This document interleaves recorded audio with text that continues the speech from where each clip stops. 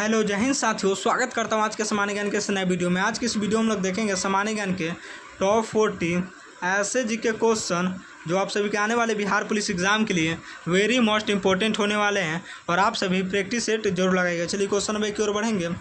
Question number 1 में पूछे जा रहा है, असहयोग आंदोलन के दौरान बिहार के किस जिले में राहुल संकृत्यायन ने बाढ़ पीड़ितों और किसानों का नेतृत्व करते हुए छपरा सत्याग्रह को गति दी थी। असहयोग आंदोलन के दौरान बिहार के किस जिले में राहुल संकृत्यायन ने बाढ़ पीड़ितों और किसानों का नेतृत्व करते हुए छपरा सत्याग्रह को गति दी थी? तो याद रखिएगा, सारण छपरा में क्या किया था राहुल संकृत्यायन ने? तो बाढ़ पीड़ितों और किसानों का नेतृत्व करते हुए जो है छपरा सत्याग्रह को गति दी थी। क्वेश्चन नंबर 1 का भी बिल्कुल सही जवाब हो जाएगा। चलिए क्वेश्चन नंबर 2 की ओर बढ़ेंगे। क्वेश्चन नंबर 2 में पूछा जा रहा है, किस मौर्य शासक के शासनकाल में मिस्र के राजा टॉलमी फिलडेल्फस ने डायनोसियस नामक राजदूत को पाटलिपुत्र भेजा था? किस मौर्य शासक के शासनकाल में मिस्र के राजा टॉलमी फिलडेल्फस ने डायनोसियस नामक राजदूत को पाटलिपुत्र भेजा था? तो याद रखिएगा, बिंदुसार ने जो है टॉलमी फिलडेल्फस ने डायनोसियस नामक राजदूत को पाटलिपुत्र भेजा था। याद रखिएगा, किसने भेजा था? तो बिंदुसार ने। किस मौर्य शासक के शासनकाल में हुआ था? तो याद रखिएगा, बिंदुसार के समय हुआ था, जहाँ के मिस्र के राजा टॉलमी जो है फिलडेल्फस ने डायनोसियस नामक राजदूत को जो है पाटलिपुत्र भेजा था। क्वेश्चन नंबर 2 का ये बिल्कुल सही जवाब हो जाएगा। शासनकाल याद रखना है तो बिंदुसार। चलिए क्वेश्चन नंबर 3 की ओर बढ़ेंगे। क्वेश्चन नंबर 3 में पूछे जा रहा है, विजयनगर साम्राज्य के किस शासक ने अपनी सेना में तुर्की धनुर्धारियों को शामिल किया और बहमनी सुल्तान से पराजित होने के बाद मुदगल का युद्ध लड़ा था?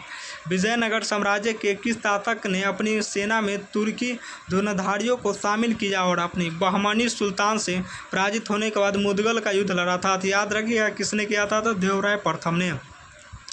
देवराय प्रथम ने जो है बहमनी सुल्तान से पराजित होने के बाद जो है मुदगल का युद्ध लड़ा था। क्वेश्चन नंबर 3 का सी बिल्कुल सही जवाब हो जाएगा। चलिए क्वेश्चन नंबर 4 की ओर बढ़ेंगे। क्वेश्चन नंबर 4 में पूछा जा रहा है, ऋग्वेद के किस मंडल में दक्ष राज्य युद्ध 10 राजाओं का युद्ध का वर्णन मिलता है जो पर्णुष्णी रावी नदी के तट पर लड़ा गया था? तो याद रखिएगा, 7वें मंडल में मिलता है। 10 युद्ध 10 राजाओं का युद्ध का वर्णन जो है मिलता है 10वें मंडल में मिलता है। पर्णुष्णी रावी नदी के तट पर लड़ा गया था। ये जो युद्ध जो हुआ था 10 युद्ध जो है पारुष्णी रावी नदी के जो है तट पर लड़ा गया था। इसका जो उल्लेख मिलता है वह 7वें मंडल में मिलता है। क्वेश्चन नंबर 4 का डी बिल्कुल सही जवाब हो जाएगा। चलिए क्वेश्चन नंबर 5 की ओर बढ़ेंगे। क्वेश्चन नंबर 5 में पूछा जा रहा है, 1857 की क्रांति के समय इलाहाबाद प्रयागराज में विद्रोह का दमन करने वाली ब्रिटिश अधिकारी का नाम क्या था? 1857 की क्रांति के समय इलाहाबाद प्रयागराज में विद्रोह का दमन करने वाले ब्रिटिश अधिकारी का नाम क्या था? तो याद रखिएगा, ब्रिटिश अधिकारी का नाम कर्नल नील था। क्वेश्चन नंबर 5 का ये बिल्कुल सही जवाब हो जाएगा, कर्नल नील। चलिए क्वेश्चन नंबर 6 की ओर बढ़ेंगे। क्वेश्चन नंबर 6 में पूछा जा रहा है, शेर शाह सूरी ने बंगाल के गवर्नर मिर्ज़ा खां के विद्रोह को दबाने के बाद बंगाल को प्रशासनिक सुविधा के लिए कितनी सरकार जिलों में विभाजित किया था? शेर शाह सूरी ने बंगाल के गवर्नर खिज़र खां के विद्रोह को दबाने के बाद मुगल को प्रशासनिक सुविधा के लिए कितनी सरकार जिलों में विभाजित किया था? तो याद रखिएगा, कितनी सरकार जिलों में विभाजित किया था? तो 47 सरकारों में जो है जिलों में विभाजित किया था। क्वेश्चन नंबर 6 का भी बिल्कुल सही जवाब हो जाएगा। चलिए क्वेश्चन नंबर 7 की ओर बढ़ेंगे। क्वेश्चन नंबर 7 में पूछा जा रहा है, गांधी जी ने किस वर्ष बिहार के मोतिहारी में देश की पहली बुनियादी शाला बेसिक स्कूल की स्थापना की थी? याद रखिएगा, बेसिक स्कूल की स्थापना जो है 1917 में की थी। क्वेश्चन नंबर 7 का ये बिल्कुल सही जवाब हो जाएगा। चलिए क्वेश्चन नंबर 8 की ओर बढ़ेंगे। क्वेश्चन नंबर 8 में पूछा जा रहा है, किस चोल शासक ने गंगकोट चोलपुरम को अपनी नई राजधानी बनाया और वहां चोलंगम नामक एक विशाल कृत्रिम झील का निर्माण करवाया था? किस चोल शासक ने गंगकोट चोलपुरम को अपनी नई राजधानी बनाया और वहां चोलंगम नामक एक विशाल कृत्रिम झील का निर्माण करवाया था? तो याद रखिएगा, किसने? तो राजेंद्र प्रथम ने करवाया था। वहां एक जो है नई राजधानी का निर्माण किया था चोलंगम में, एक विशाल कृत्रिम झील का निर्माण करवाया था। क्वेश्चन नंबर 8 का डी बिल्कुल सही जवाब हो जाएगा। चलिए क्वेश्चन नंबर 9 की ओर बढ़ेंगे। क्वेश्चन नंबर 9 में पूछा जा रहा है, कौटिल्य के अर्थशास्त्र के अनुसार वह अधिकारी जो राज्य के राजकीय कोष और नागरिक आपूर्ति भंडारों की देखरेख के लिए जिम्मेदार होता था क्या कहलाता था? तो याद रखिएगा, राजकीय कोष और नागरिक आपूर्ति भंडारों की देखरेख करने के लिए जिम्मेदार होता था तो क्या कहलाता था? तो आपको याद रखना है, सन्निधाता कहलाता था। क्वेश्चन नंबर 9 का भी बिल्कुल सही जवाब हो जाएगा, सन्निधाता। चलिए क्वेश्चन नंबर 10 की ओर बढ़ेंगे। क्वेश्चन नंबर 10 में पूछा रहा है, वर्ष 1939 में ऑल इंडिया फॉरवर्ड ब्लॉक की स्थापना के बाद बिहार में इसके प्रांतीय अध्यक्ष के रूप में किसने कार्यभार संभाला था? वर्ष 1939 में ऑल इंडिया फॉरवर्ड ब्लॉक की स्थापना के बाद बिहार में इसके प्रांतीय अध्यक्ष के रूप में किसने कार्यभार संभाला था? याद रखिएगा, किसने कार्यभार संभाला था? तो शिलभद्र याजी ने जो है कार्यभार संभाला था। क्वेश्चन नंबर 10 का ये बिल्कुल सही जवाब हो जाएगा। चलिए क्वेश्चन नंबर 11 की ओर बढ़ेंगे।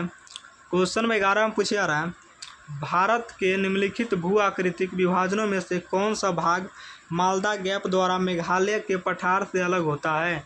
भारत के निम्नलिखित भू आकृतिक विभाजनों में से कौन सा भाग मालदा गैप द्वारा मेघालय के पठार से अलग होता है? तो आपको याद रखना है, छोटा नागपुर का पठार। क्वेश्चन नंबर 11 का सी बिल्कुल सही जवाब हो जाएगा, छोटा नागपुर का पठार। चलिए क्वेश्चन नंबर 12 की ओर बढ़ेंगे। क्वेश्चन नंबर 12 में पूछा रहा है, कोपेन के जलवायु वर्गीकरण के अनुसार भारत के कोरोमंडल तट तमिलनाडु तट पर किस प्रकार की जलवायु पाई जाती है? कोपेन के जलवायु वर्गीकरण के अनुसार भारत के कोरोमंडल तट तमिलनाडु तट पर किस प्रकार की जलवायु पाई जाती है? तो आपको याद रखना है, ये शीतकालीन वर्षा वाली शुष्क ग्रीष्म जलवायु पाई जाती है। क्वेश्चन नंबर 12 का ये बिल्कुल सही जवाब हो जाएगा। चलिए क्वेश्चन नंबर 13 की ओर बढ़ेंगे। क्वेश्चन नंबर 13 में पूछा जा रहा है, राष्ट्रीय जलमार्ग 5 NH5 भारत के किस राज्य में मुख्य रूप से ब्राह्मणी नदी और मताई नदी के माध्यम से डेल्टा नहरों को जोड़ता है? तो याद रखिएगा, ब्राह्मणी नदी और मताई नदी के माध्यम से डेल्टा नहरों को जोड़ता है तो आपको याद रखना है उड़ीसा। क्वेश्चन नंबर 13 का सी बिल्कुल सही जवाब हो जाएगा, उड़ीसा। चलिए क्वेश्चन नंबर 14 की ओर बढ़ेंगे। क्वेश्चन नंबर 14 में पूछा जा रहा है, बिहार के किस जिले में धारवाड़ क्रम की चट्टानों का विस्तार नहीं पाया जाता है? बिहार के किस जिले में धारवाड़ क्रम की चट्टानों का विस्तार नहीं पाया जाता है? तो आपको याद रखना है, कैमूर में जो है धारवाड़ क्रम की चट्टानों का जो है विस्तार नहीं पाया जाता है। क्वेश्चन नंबर 14 का डी बिल्कुल सही जवाब हो जाएगा। चलिए क्वेश्चन नंबर 15 की ओर बढ़ेंगे। क्वेश्चन नंबर 15 में पूछा रहा है, पृथ्वी की आंतरिक संरचना में गुटेनबर्ग असंबद्धता किन दो परतों के बीच की सीमा का निर्धारण करती है? पृथ्वी की आंतरिक संरचना में गुटेनबर्ग असंबद्धता किन दो परतों के बीच की सीमा का निर्धारण करती है? तो आपको याद रखना है, निचला मेंटल और बाहरी कोर को जो है सीमा का निर्धारण करती है। क्वेश्चन नंबर 15 का भी बिल्कुल सही जवाब हो जाएगा। चलिए क्वेश्चन नंबर 16 की ओर बढ़ेंगे। क्वेश्चन नंबर 16 में पूछा जा रहा है, निम्नलिखित में से कौन सी महासागरीय जलधारा अटलांटिक महासागर की एक ठंडी जलधारा है? निम्नलिखित में से कौन सी महासागरीय जलधारा अटलांटिक महासागर की एक ठंडी जलधारा है? तो आपको याद रखना है, बेंगुआला जलधारा जो है महासागर की एक ठंडी जलधारा है। क्वेश्चन नंबर 16 का ये बिल्कुल सही जवाब हो जाएगा। चलिए क्वेश्चन नंबर 17 की ओर बढ़ेंगे। क्वेश्चन नंबर 17 में पूछा जा रहा है, शिवालिक पहाड़ियों और लघु हिमालय के बीच स्थित लंबवत घाटियों को पश्चिम में दून कहा जाता है।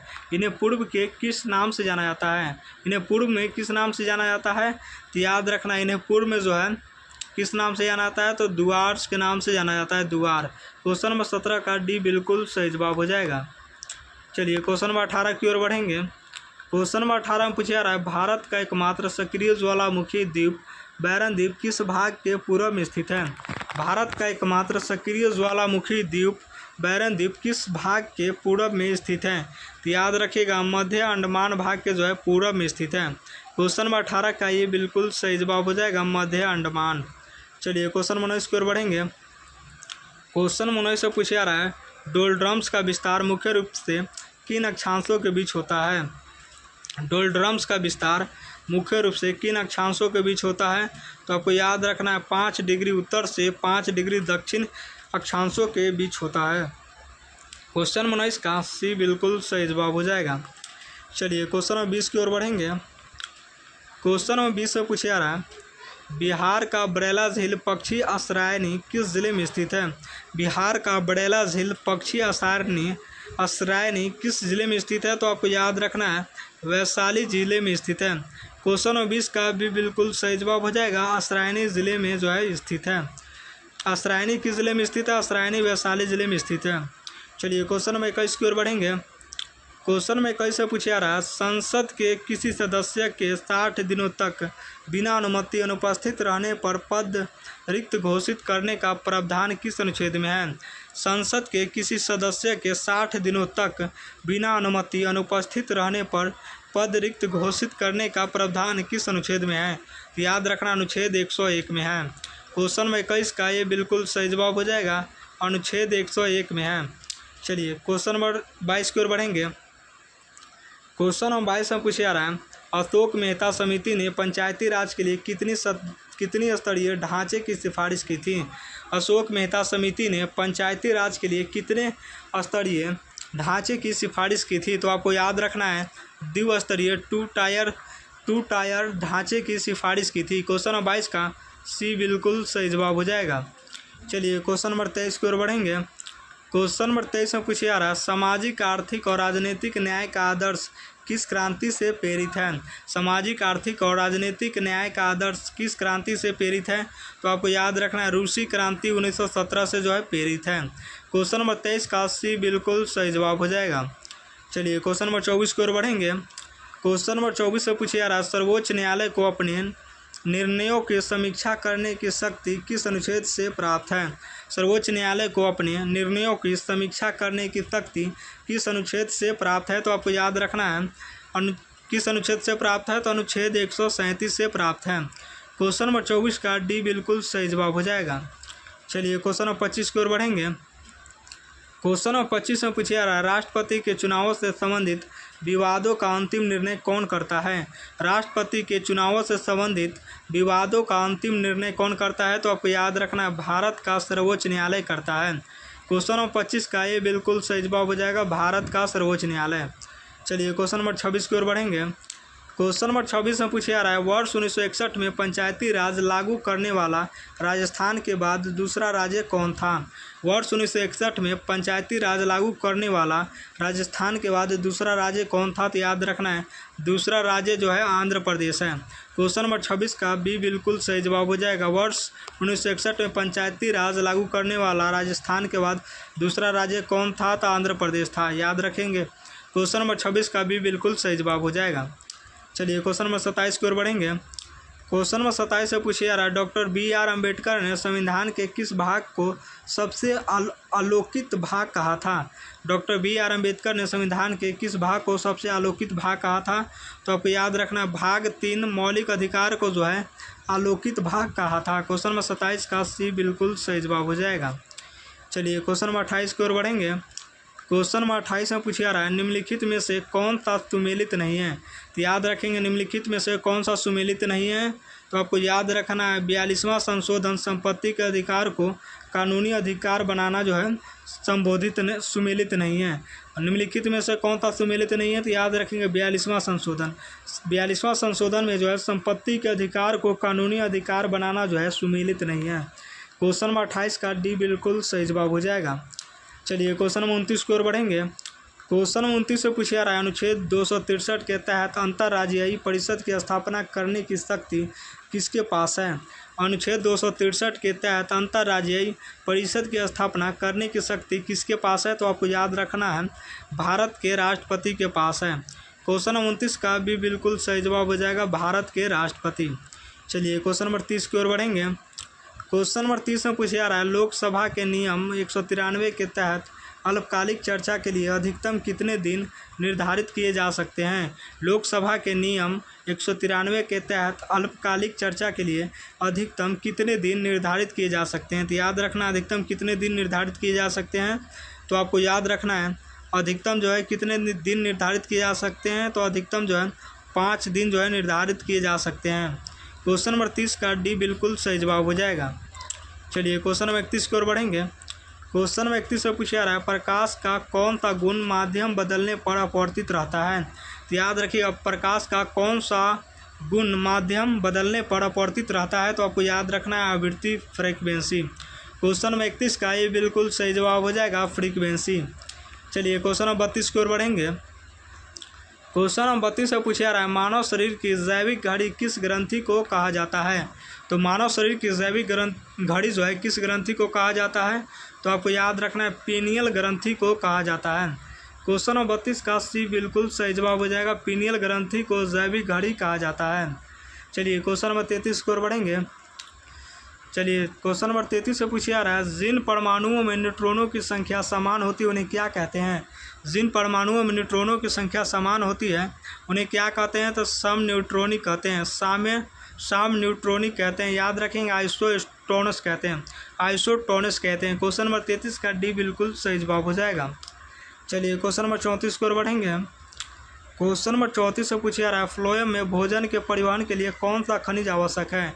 तो फ्लोएम में भोजन के परिवहन के लिए कौन सा खनिज आवश्यक है, तो आपको याद रखना है बोरोन आवश्यक है। फ्लोएम में भोजन के परिवहन के लिए कौन सा खनिज आवश्यक है, तो बोरोन आवश्यक है। क्वेश्चन नंबर 34 का ये बिल्कुल सही जवाब हो जाएगा। चलिए क्वेश्चन नंबर 35 की ओर बढ़ेंगे। क्वेश्चन नंबर 35 से पूछा जा रहा है एसिप्रिन और इबुप्रोफेन किस एंजाइम को रोकती है। एसिप्रिन और इबुप्रोफेन किस एंजाइम को रोकती है, तो आपको याद रखना है साइक्लोऑक्सीजेनेज को एंजाइम को रोकती है। ऑक्सीजेनेज एंजाइम को जो है रोकती है। याद रखें एसिप्रिन इबुप्रोफेन किस एंजाइम को रोकती है, तो साइक्लोऑक्सीजेनेज कॉक्स एंजाइम को जो है रोकती है। क्वेश्चन नंबर 35 का ये बिल्कुल सही जवाब हो जाएगा। चलिए क्वेश्चन नंबर 36 की ओर बढ़ेंगे। क्वेश्चन नंबर 36 में पूछा जा रहा है शुष्क सेल में मुख्य विद्युत अपघट्य कौन से होते हैं। तो याद रखेंगे शुष्क सेल में मुख्य अपघट्य कौन से होते हैं, तो आपको याद रखना है अमोनिया क्लोराइड और जिंक क्लोराइड होते हैं। क्वेश्चन नंबर 36 का ये बिल्कुल सही जवाब हो जाएगा।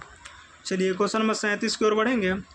क्वेश्चन नंबर 37 से पूछा जा रहा है प्रकाश संश्लेषण की प्रकाशीय अभिक्रिया कहाँ होती है।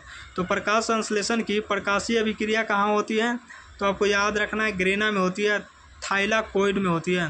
क्वेश्चन नंबर 37 का भी बिल्कुल सही जवाब हो जाएगा, थाइलाकोइड ग्रेना में होती है। चलिए क्वेश्चन नंबर 38 की ओर बढ़ेंगे। क्वेश्चन नंबर 38 से पूछा जा रहा है मानव कान में ध्वनि तरंगों को तंत्रिका संकेतों में बदलने वाली संरचना कौन सी है। मानव कान में ध्वनि तरंगों को तंत्रिका संकेतों में बदलने वाली संरचना कौन सी है, तो आपको याद रखना है कौन सी संरचना है, तो कोकुलिया है। याद रखेंगे क्वेश्चन नंबर 38 का डी बिल्कुल सही जवाब हो जाएगा, कोकुलिया। चलिए क्वेश्चन नंबर 39 की ओर बढ़ेंगे। क्वेश्चन 39 से पूछा जा रहा है दो पिंडों के बीच की दूरी दोगुनी करने पर गुरुत्वाकर्षण बल कितना हो जाएगा। दो पिंडों के बीच की दूरी दोगुनी करने पर गुरुत्वाकर्षण बल कितना हो जाएगा, तो आपको याद रखना है 1/4 हो जाएगा। क्वेश्चन नंबर 39 का भी बिल्कुल सही जवाब हो जाएगा। चलिए क्वेश्चन नंबर 40 की ओर बढ़ेंगे। क्वेश्चन नंबर 40 में पूछा जा रहा है बारूद के निर्माण में ऑक्सीकारक के रूप में किस रसायन का उपयोग किया जाता है। तो बारूद के निर्माण में ऑक्सीकारक के रूप में किस रसायन का उपयोग किया जाता है, तो आपको याद रखना है पोटेशियम नाइट्रेट का उपयोग किया जाता है, सल्टपीटर का जो है उपयोग किया जाता है। बारूद के निर्माण में ऑक्सीकारक के रूप में जो है पोटेशियम नाइट्रेट सल्टपीटर का उपयोग किया जाता है। क्वेश्चन नंबर 40 का ये बिल्कुल सही जवाब हो जाएगा। और 40 में से आप सभी का कितना सही हुआ कमेंट जरूर कीजिएगा।